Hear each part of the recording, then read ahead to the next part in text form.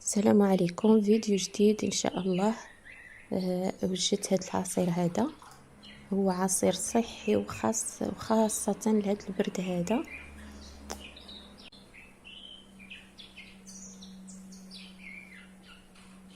العصير هذا يعني فعال ومزيان بزاف للبرد.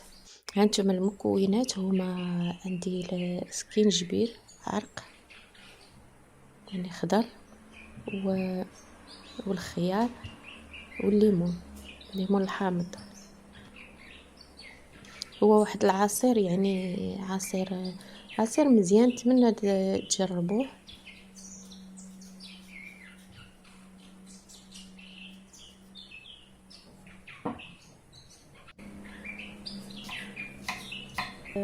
كتروا السكينجبير، لان انا هنا ما قويتش السكينجبير. هو مزيان حتى يعني للصغار، الوليدات الصغار في هذا البرد وفي هذا الوقت هذا. هانتوما انا هنا قشرت الخيار، قشرت الليمون،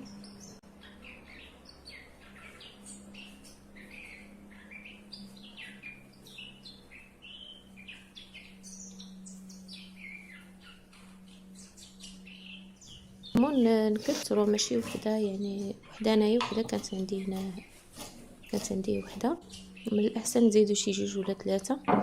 وهانتوما تشوفوا انايا راني قطعت هاد السكينجبير باش يجي ساهل للطحين. صافي من بعد نزيد عليه الماء ونطحنه.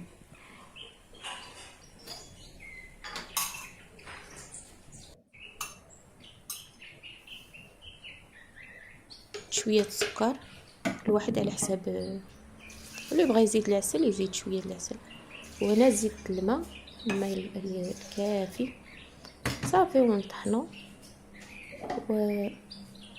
ونصفيه باش فيه داك البقايا هكا شويه حرش باش يجي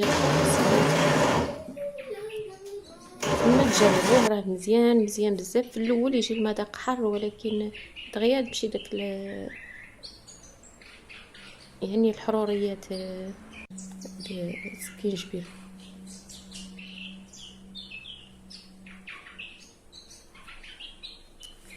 صافي هنا خصني نصفيه